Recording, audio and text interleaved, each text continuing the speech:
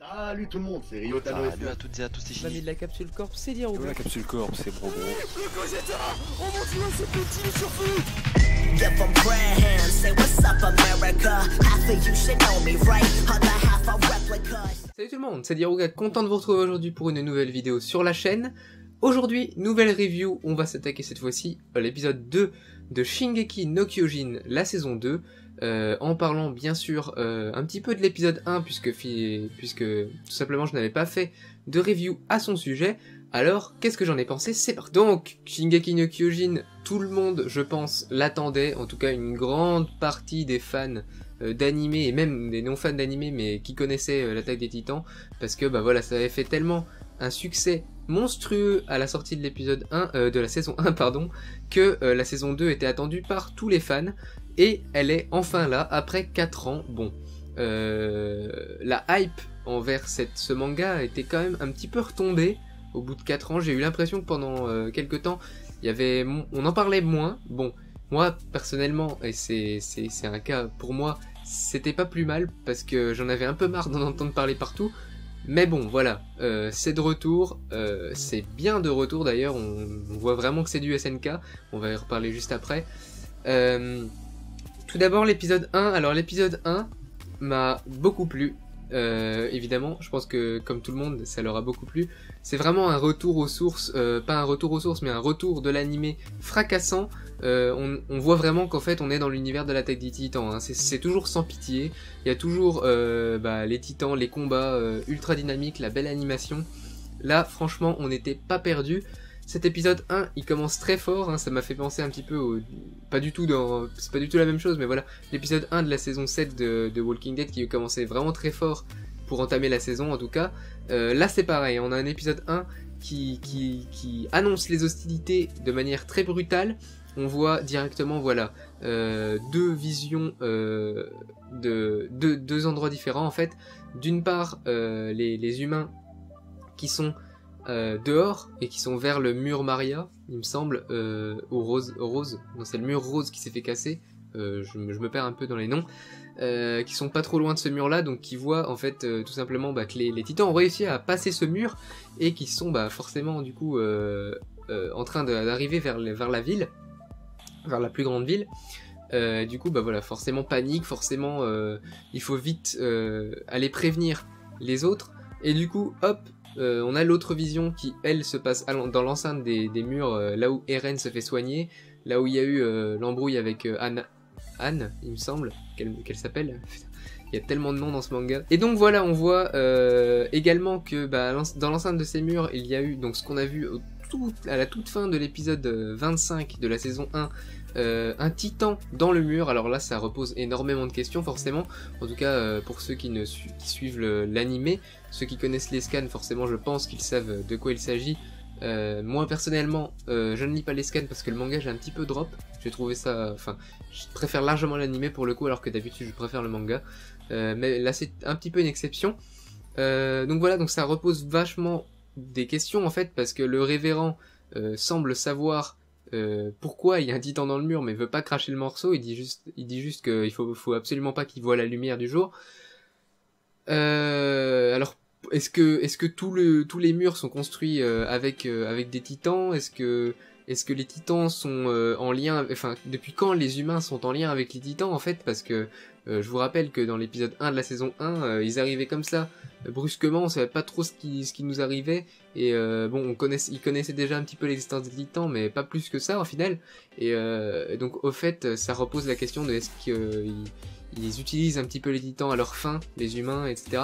Donc en fait, ça pose énormément de nouvelles questions, on est d'accord, d'autant plus que dans l'épisode 2, et j'y reviendrai juste après, il y a de nouveau des questions qui peuvent se poser à ce propos, mais j'y reviendrai un petit peu plus tard.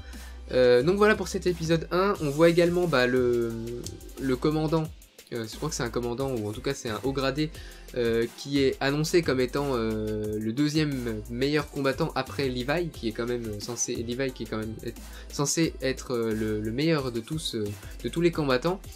Et on le voit, voilà, il se débrouille bien pendant tout l'épisode, mais au final on voit bien que la réalité prend le dessus, que sa peur prend le dessus, et que du coup il pète littéralement un câble, mais on peut pas vraiment lui en vouloir parce qu'il est encerclé de titans et s'est fait à moitié manger. En plus, on voit le nouveau titan, qui est le titan bestial, qui semble savoir parler, être doté d'une intelligence, donc ça conforte, enfin ça augmente grandement la peur forcément quand on voit ça, parce que pour eux, en gros, les titans c'était des monstres, des gros monstres très dangereux, mais au final qui avaient des similitudes avec des zombies, hein, c'est-à-dire des monstres qui s'attaquent aux humains mais qui sont pas vraiment intelligents, donc on peut à peu près jouer avec ça pour les tuer. Et là, ça remet en cause tout ça, puisque on a un titan qui à la fois a une apparence beaucoup plus bizarre, mais qui en plus semble intelligent, puisqu'il attrape le cheval au moment où il passe, alors que normalement les titans ne font absolument pas ça. Il parle, il pose des questions, enfin c'est complètement un autre monde, on a l'impression que c'est un humain avec une apparence de titan. Donc voilà, encore de nouvelles questions qui se posent et de nouvelles craintes pour les humains. Pour l'instant, les autres soldats ne sont pas au courant de l'existence de ce titan bestial, puisque tout simplement le seul qui était au courant de son existence est maintenant mort à la fin de l'épisode 1. Voilà, un épisode très très dense, qui nous remet bien dans le ton, un épisode dramatique, comme on les aime dans SNK en fait, et donc ça c'était vraiment un retour de la saison très intéressant. Ensuite, l'épisode 2 maintenant, on va passer à l'épisode 2, je parlerai de l'opening etc. à la fin. On passe à l'épisode 2, donc cet épisode 2 nous met, on suit les deux groupes qui se sont séparés pour rejoindre leur village, ainsi que encore un petit peu ce qui se passe dans l'enceinte de la ville. Donc dans la ville on voit les renforts qui commencent à se grouper, qui commencent à essayer d'aller rejoindre ses alliés, en compagnie du révérend qui, à ce que j'ai compris, veut voir ou alors on lui impose la vision de la réalité tout simplement, pour le remettre en question et pour qu'il puisse cracher le morceau. Je pense que c'est pour ça qu'ils font ça. Ensuite on voit Sacha qui rejoint son village avec un gros flashback, donc on a un développement du personnage de Sacha. Donc Sacha c'est pas vraiment un personnage que j'aime bien parce que je le trouve un petit peu... Enfin, le fait qu'il soit loufoque, qu'elle veuille tout le temps bouffer, je trouve ça marrant 2-3 secondes, mais le revoir par exemple là dans le flashback, ça m'a un petit peu gonflé, mais bon, ça m'a pas non plus sorti de l'épisode, mais voilà, j'aime pas trop ça. Enfin, je n'aime pas trop ce personnage, tout simplement. Néanmoins, voilà, on a un développement de ce personnage, on apprend d'où elle vient, on voit je crois que c'est son père, on voit en fait qu'elle vient d'un village un petit peu reculé, qui vivait de la chasse, qui n'était pas trop civilisé qui n'était pas lié à la civilisation un petit peu plus loin dans la ville. Et on la voit donc arriver à son village, paniquée forcément, puisqu'elle voit que les titans ont atteint leur village, et on voit un titan un petit peu bizarre en fait. Bon, c'est un titan normal, mais déjà il est pas très grand, c'est un titan qui doit faire 2,50 m à peu près, par rapport aux autres titans c'est pas très grand, et encore une fois une scène très dure, puisqu'on voit une petite fille complètement sous le choc, hein, je pense qu'elle est traumatisée littéralement, et sous ses yeux sa mère qui se fait petit à petit bouffer par un titan sans censure. Enfin, la censure elle y est, mais il n'y a pas de tache noire. La censure c'est quand c'est plus amené de façon sur les plans en fait, il monte pas tout directement, il monte quelques plans quand même où on la voit se faire bouffer, mais majoritairement c'est un plan sur son visage et on la voit voilà, bouger comme ça, se faire bouffer. Belle imitation, t'as vu. Donc voilà, une scène très dure, encore une fois très typique de SNK. J'ai beaucoup aimé cet épisode, encore une fois, justement parce que voilà, c'est vraiment, ça va droit au but. Et surtout cette fin d'épisode où on voit Connie. Voilà, je me rappelais plus à chaque fois, en fait à chaque review je me rappelle plus de nom d'un personnage, c'est comme ça, c'est ma petite touche à moi. Et donc ouais, on voit Connie lui aussi rejoindre son village, sauf que là c'est moins marrant parce qu'il n'y a pas un seul titan, mais il y a un seul titan, mais contrairement au village de Sacha, ce village est complètement dévasté, donc forcément il panique. Il va voir sa famille, et là c'est donc là que se pose à nouveau une question.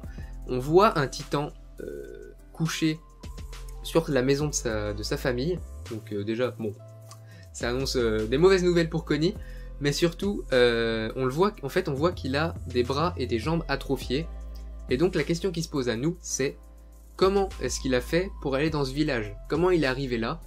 Et donc voilà, donc hypothèses peuvent se faire à partir de là. Je vais pas les faire dans cette review parce que je pense que je serai influencé par ce que j'ai entendu dire, des scans, etc.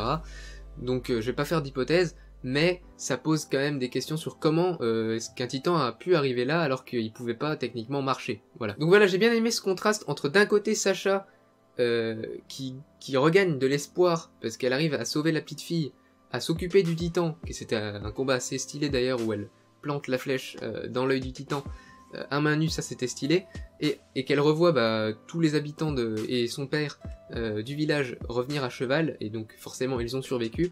Et d'un autre côté l'inverse, où là Connie rejoint un village déjà dévasté, son village qui est dévasté, et la maison de sa famille écrasée par un titan. Donc voilà, d'un côté l'espoir, de l'autre côté le désespoir. J'ai trouvé ce contraste assez intéressant. On a les renforts qui arrivent, et c'est à peu près tout ce qui se passe dans cet épisode. Globalement j'ai bien aimé, ça annonce bon, comme je l'ai dit 15 fois dans cette review, ça pose vraiment pas mal de questions, ça annonce du lourd pour la suite. J'ai hâte de voir ce que ça va donner en animé. Encore une fois, comme je le dis, je n'ai pas lu les scans et je vous invite à ne pas spoiler dans les commentaires parce que sinon vous serez tout simplement ban, hein, c'est normal. Voilà, côté opening, je trouve, moi c'est mon opening préféré parmi les 3 animés que je regarde, donc Boruto, MHA et SNK. Parmi ces 3 là, c'est mon préféré. Néanmoins, c'est pas celui que je préfère des 3 qui sont sortis sur SNK. Mais voilà, contrairement à certains de mes amis qui l'aiment pas trop, moi je l'aime bien, je le trouve stylé. Bon, il est moins tragique que les autres, mais c'est toujours le même chanteur, c'est toujours le même groupe qui le fait, et voilà, je trouve que ça sonne bien, les visuels sont cool, un petit peu, enfin ça en dit long quand même, hein. Il y a 2-3 trucs qui peuvent être spoilantes dans les openings, mais bon, ça a toujours été, en tout cas c'est depuis très longtemps, c'est comme ça les openings spoil, donc si vous voulez pas vous faire spoiler parce que vous êtes trop perspicace et vous trouvez directement d'où vient telle scène et tout, ne regardez pas les openings tout simplement. Et puis voilà, bon, côté ending aussi, l'ending est sympa. Ce que j'aime bien dans l'ending, c'est qu'il y a un contraste entre la musique qui est assez douce, voilà, une musique un petit peu de chorale, et des visuels vraiment assez gore, donc des visuels typiquement SNK. Et c'est à peu près tout, donc j'ai hâte de voir ce que vont devenir Eren et son groupe, donc les personnages principaux. Comment ça va se dérouler, comment la situation va évoluer, s'ils vont réussir à avoir plus d'indices sur le titan bestial, s'ils vont réussir à avoir on va avoir plus de réponses sur ce que sont les titans et pourquoi le révérend cache tout ça, peut-être avoir des réponses là-dessus aussi, ça serait cool. Et puis voilà, en attendant, c'est la fin de cette review, j'espère qu'elle vous a plu, j'ai hâte de voir l'épisode 3.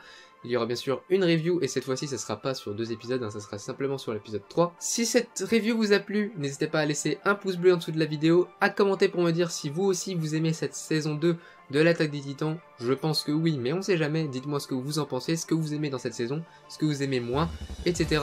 Ça me ferait plaisir de parler de ça avec vous dans les commentaires. N'hésitez pas également à vous abonner à la chaîne si ce n'est pas déjà fait pour ne rien manquer de mes futures vidéos, que ce soit les reviews, les vidéos manga et aussi plein de vidéos sur divers jeux mobiles. Il y en a pour tout le monde, alors foncez si vous ne connaissez pas. Quant à moi, je vous retrouve très vite pour une prochaine vidéo. Ciao tout le monde, c'était Diroga, je retourne regarder des animés toujours fidèles à moi-même. Ciao tout le monde, c'était Diroga et Enjoy Power. Ciao.